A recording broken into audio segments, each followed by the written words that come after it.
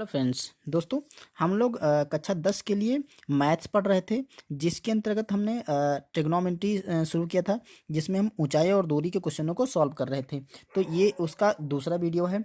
तो चलिए इस वीडियो में देखने वाले हैं ऊंचाई और दूरी के कौन कौन से क्वेश्चन हैं। और दोस्तों, अगर आप या आपका कोई जानने वाला हाई स्कूल में है और उसको मैथ्स पढ़नी है, तो उसे वीडियो ज़रूर शेयर कर दीजिएगा, क्योंकि हम इस वीडियो में भी अग्रवाल अनसॉल्व कराने वाले हैं। तो चलिए यहाँ पर क्वेश्चन को देखते हैं। पहला क्वेश्चन जो है वो दे रखा है, एक मीनार के पाद बिंदु से 15 मीटर दूरी पर स्थित एक बिंदु से मीनार की चोटी का उन्नयन कोण 60 अंश है, तो मीनार की ऊंचाई कितनी होगी। अब देखिए, इन क्वेश्चनों में हमें मेनली इसका फिगर बनाना होता है। अगर हमारा चित्र बन गया तो हम आसानी से इसको सॉल्व कर सकते हैं। तो देखिए, दे रखा है एक मीनार के पाद बिंदु से 15 मीटर दूरी पर स्थित। तो सपोज मीनार हम ऐसे कुछ बनाते हैं। ये मैंने मीनार बना दिया, ठीक है। यहाँ का ये इसकी चोटी है और ये इसका पाद बिंदु है। पाद बिंदु से 15 मीटर की दूरी पर, तो आप 15 मीटर इधर भी ले सकते हैं और 15 मीटर इधर भी ले सकते हैं। तो हम मान लेते हैं 15 मीटर इधर ले लिया। 15 मीटर दूरी पर स्थित किसी बिंदु से, मान लेते हैं ये कोई बिंदु है, मीनार को हम पी क्यू मान लेते हैं, ये पी से, और ये क्यू इसका पाद बिंदु है। यहाँ से 15 मीटर दूरी पर स्थित कोई बिंदु है, मान लेते हैं ए बिंदु है, ठीक है। बिंदु से मीनार की चोटी का उन्नयन कोण 60 अंश है। अब मीनार की चोटी, ये मीनार की चोटी है, तो यहाँ से उन्नयन कोण है, मतलब हमें ऊपर देखना है। तो ये जो उन्नयन कोण है, ये दे रखा है, ये वाला उन्नयन कोण 60 अंश है, ठीक है। और ये जो दूरी है क्यू से ए तक की, मतलब यहाँ के पाद बिंदु से और ये जो बिंदु है, इसके बीच की जो दूरी है वो है, देखिए 15 मीटर दे रखी है, तो ये हम लिख देंगे 15 मीटर, ठीक है। तो ये डिस्टेंस है 15 मीटर। तो अब हमें मीनार की ऊंचाई निकालना है, तो यानी कि हमें पी से लेकर के क्यू तक की डिस्टेंस हमें निकालनी है। तो इसको हम मान लेते हैं ये है एच, ठीक है। और ये हम कुछ इस टाइप से करते हैं, ये ट्राइंगल बनता है, ये ट्राइंगल जो बनता है वो समकोण होता है, ठीक है। क्योंकि ये जो मीनार जमीन से होगी, तो इसको हम समकोण मान के क्वेश्चन को सॉल्व करते हैं, ठीक है। तो देखिए, इस क्वेश्चन में देखिए, आप उन्नयन कोण, हम लास्ट वीडियो में उन्नयन और अवनमन कोण के बारे में हमने डिस्कस किया था, ठीक है। और साइन कॉस टेन, टेन का मेनली हमें यहाँ पे मान पता होना चाहिए। टेन 0 अंश, 30 अंश, 45 अंश, 60 अंश और 90 अंश, ठीक है। तो यहाँ पर दे रखा है, हम देखिए ये लंब है और ये आधार है। आपने अगर ट्रिग्नोमेट्री का जो ट्राइंगल है, समकोण वाला त्रिभुज, उसमें देखे होंगे, तो जो सामने वाली भुजा होती है ये होता है कर्ण, नीचे वाली भुजा जो जहाँ पे कोण होता है उसके पास की भुजा को हम आधार बोलते हैं और सामने वाली भुजा को लंब बोलते हैं। तो ये लंब है और ये आधार है इस कोण के लिए। तो जो होता है यहाँ पर देखिए, लंब और आधार दे रखा है, तो लंब जो और आधार में जो रिलेशन होता है वो tan से होता है, ठीक है। तो हम एक लाइन लिखेंगे यहाँ पर, ट्राइंगल पी क्यू और ए में क्या है, लगाएंगे tan 60 अंश, ठीक है। ये वाला tan में लगाएंगे, tan 60 अंश बराबर लंब बटे आधार। मतलब हमारा जो पी क्यू है ये है लंब और आधार है आपका ए क्यू, ठीक है। ए क्यू ये होता है। अब इसमें मान रख लेते हैं। तो देखिए, tan 60 का जो मान होता है वो होता है आपका √3, ठीक है। और पी क्यू है आपका एच, और आपका जो आधार है ए क्यू वो है आपका 15, ठीक है, 15 मीटर। अब देखो, यहाँ से हमें एच का मान निकालना है, तो सिंपली हम इसके नीचे 1 मान लेंगे और इसको क्रॉस मल्टीप्लाई करेंगे। तो एच की 1 से गुणा होगी तो ये हो जाएगा आपका एच बराबर 15 की √3 से गुणा होगी तो ये हो जाएगा 15√3, ठीक है। यही इस क्वेश्चन का आंसर आएगा। मतलब इतने मीटर जो होगी वो मीनार की ऊंचाई आ जाएगी। तो यही इस क्वेश्चन का आंसर हम लिख सकते हैं कि मीनार की ऊंचाई कितनी होगी, 15√3 मीटर। ओके, तो चलिए नेक्स्ट क्वेश्चन देखते हैं। यहाँ पर क्वेश्चन दे रखा है, 75 मीटर ऊंची लाइट हाउस से 2 समुद्री जहाज जो कि एक ही रेखा में हैं के अवनमन कोण क्रमशः 30 अंश और 45 अंश हैं। तो जहाज़ों के बीच की दूरी निकालनी है। देखिए, ये कुछ चित्र कैसे बनेगा।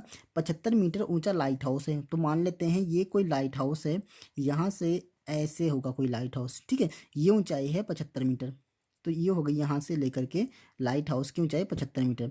कह रहा है इसके जो शीर्ष से 2 समुद्री जहाज देखे जा रहे जो एक ही रेखा में, तो चाहे आप इधर बना लें चाहे आप इधर बना लें। तो समुद्री रेखा में 2 जहाज देखे जा रहे हैं, तो एक देखिए कुछ इस टाइप से होगा। ऐसे एक जहाज यहाँ पे है, मान लेते ए जहाज यहाँ पे है और दूसरा जहाज है यहाँ पर, ये हो गया बी जहाज, ठीक है।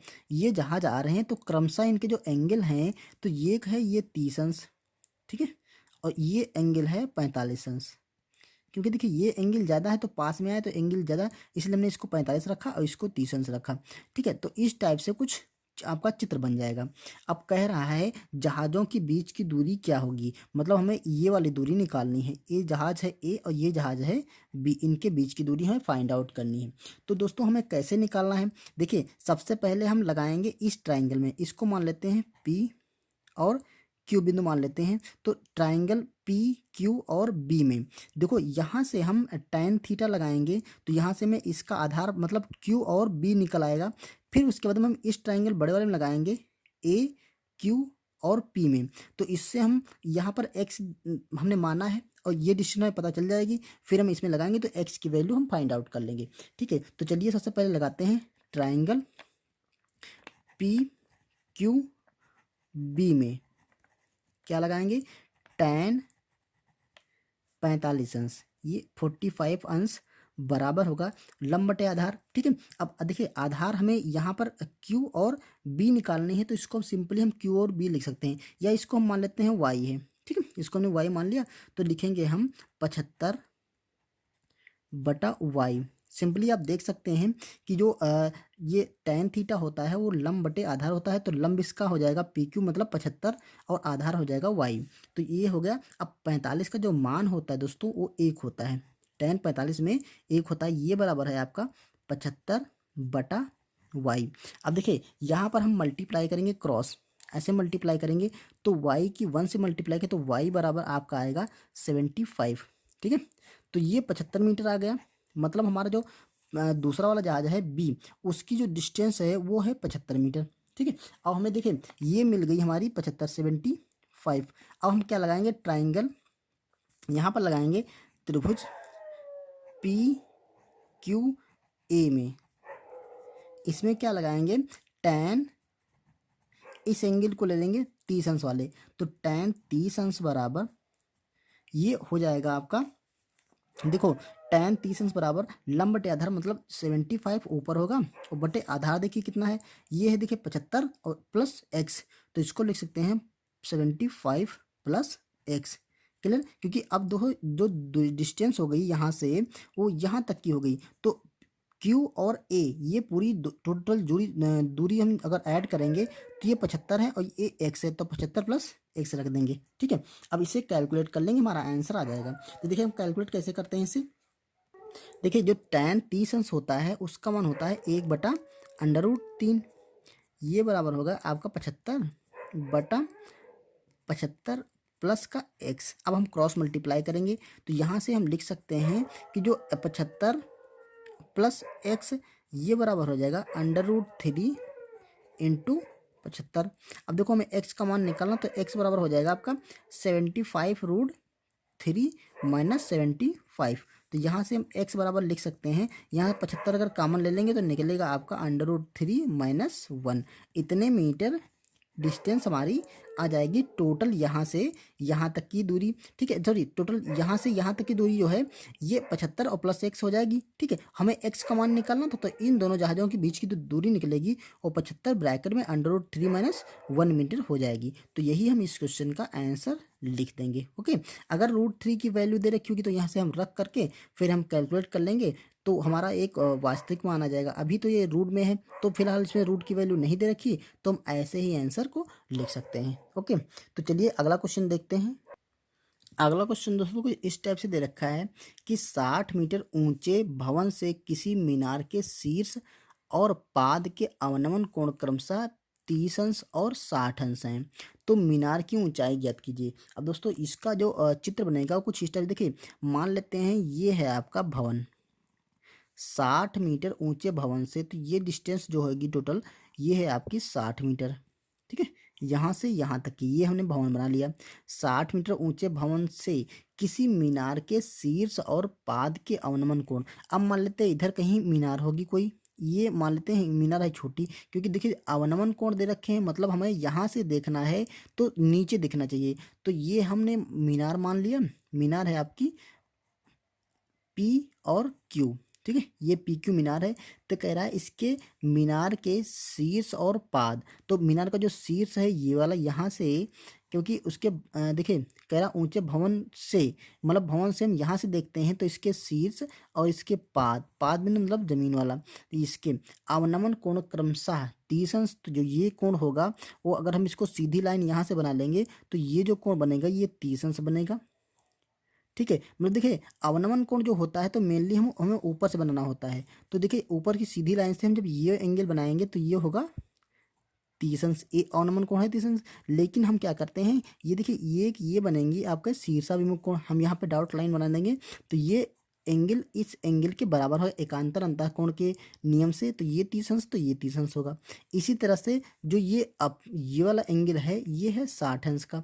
तो ऐसे ही हम जब इस एंगल बनाएंगे यहाँ से इसको मिलाएंगे तो जो ये एंगल निकलेगा ये हो जाएगा आपका 60 अंश, क्योंकि ये अवनमन कोण दे रखा है। तो ये हम शीर्षाभिमुख क्या सॉरी एकांतर अंतःकोण का नियम लगाएंगे तो ये देखिए यहाँ से जब कोई ऐसी दो लेन रेखाएं ऐसी होती है उसको तिर्यक रेखा काटती, तो जो ए वाला एंगल होता है देखिए ये वाला एंगल इस एंगल के बराबर होता है। ठीक है, ये वाला एंगल इस एंगल के बराबर हो जाएगा। ठीक, तो इसी नियम से हमारा ये वाला जो एंगल होगा इस एंगल के बराबर होगा। तो देखिए अब यहाँ पर कह रहा है मीनार की ऊंचाई ज्ञात कीजिए, ये ऊंचाई हमें निकालनी है। क्लियर, तो देखो सबसे पहले हम क्या करेंगे, इस एंगल में लगाएंगे जो ट्राइंगल है हमारा, इसको मान लेते हैं ए और इसको मान लेते हैं हम बी। तो ट्राइंगल और इसको मान लेते हैं कोई बिंदु मान लेते हैं यम। तो हम सबसे पहले लगाएंगे इस ट्राइंगल में। ठीक है, इस ट्राइंगल में इसलिए लगाएंगे क्योंकि हमें ये डिस्टेंस पहले पता करनी है कितनी है, फिर हमें ये डिस्टेंस पता करेंगे। जब ये डिस्टेंस पता हो जाएगी तो वही डिस्टेंस ये आ जाएगी, फिर हम एच का मान निकाल सकते हैं। तो देखिए सबसे पहले लगाते हैं ट्राइंगल ए बी क्यू में, इसमें लगाते हैं इस वाले एंगल में। तो यहाँ से tan 60 अंश बराबर tan इस एंगल से लेते हैं tan 60 बराबर क्या होता है लंब बटे आधार। तो इसको मान लेते हैं x है, तो लंब है आपका a से b तक, तो लंब हो जाएगा आपका 60 अंश बटे आधार कितना है आपका x हमने मान लिया, तो यहाँ पर हम x रख देंगे। अब यहाँ पर 60 का मान रखते हैं, 60 का मान होता है √3, तो ये बराबर हो जाएगा ये हो जाएगा 60 मीटर बटे x। तो देखिए हम यहाँ से x की वैल्यू निकाल सकते हैं, x बराबर हो जाएगा आपका 60 बटा √3। इसको हम थोड़ा और सिंप्लीफाई करते हैं तो देखिए √3 जब नीचे होता है या अंडर के अंदर कोई संख्या होती है तो उसका हम परिमेयकरण करते हैं, मतलब उसी √3 से ऊपर और √3 से नीचे मल्टीप्लाई करेंगे। तो देखिए ऊपर बन जाएगा 60 √3 और नीचे बन जाएगा √3 गुणा √3 मतलब 3 हो जाएगा। अब 3 से हम कट करेंगे तो ये 3 दूना 6 मतलब 20 आ जाएगा। तो यहाँ से हम x की वैल्यू लिख सकते हैं 20 √3 मीटर, ये हो गई। क्लियर, अब देखो हमें ये वैल्यू नहीं मिल गई तो हम यहाँ से ये वाली निकाल सकते हैं। ये अगर 20√3 है तो ये भी हमारी क्या होगी 20√3। अब देखो हमें ये लाइन मिल गई, अब हम इस ट्राइंगल में निकालेंगे और इस जो ये लाइन है यहाँ से ए से लेकर के एम तक इसका मान निकाल लेंगे। फिर हम 60 से ये वाली लाइन घटा देंगे तो हमें इतनी लाइन मतलब ये वाली लाइन हमें मिल जाएगी। जैसे ही ए लाइन मिलेगी वैसे हम लिख देंगे कि ये एच के बराबर है।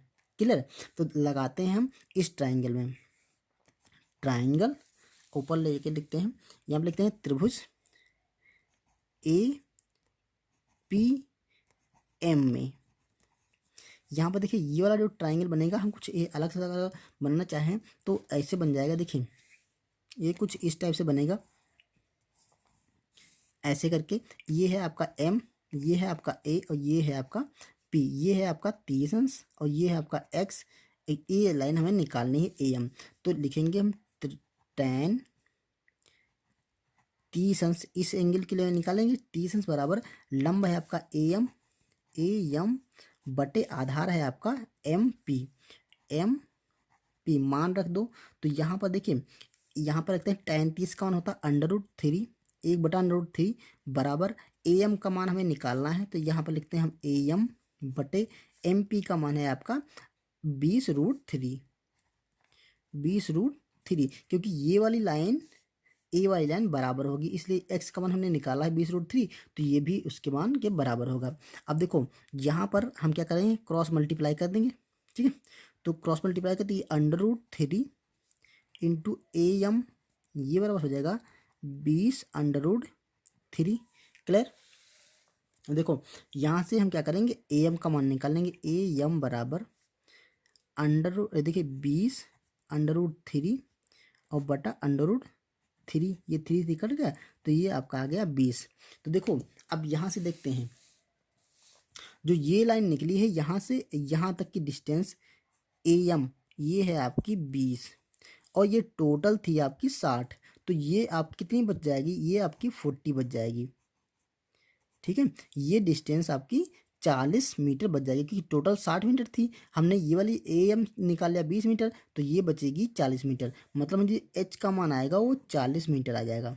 ठीक है, तो यही इस क्वेश्चन का आंसर आ जाएगा। आप इसको कटा के लिख लेंगे और वहाँ पे दिखा देंगे कि ये जो है H या मीनार की ऊंचाई कितनी है, मीनार की ऊंचाई है 40 मीटर। ओके, तो दोस्तों ये थे हाइट एंड डिस्टेंस के 3 क्वेश्चन। उम्मीद है आपको समझ में आए होंगे, और अगर आपको वीडियो पसंद आए तो इसे लाइक करिए और चैनल पे नए तो सब्सक्राइब कर लीजिए, क्योंकि अभी हम मैथ्स के सारे क्वेश्चनों को सॉल्व करने वाले हैं। ओके, तो चलिए मिलते हैं नेक्स्ट वीडियो में, तब तक के लिए थैंक यू।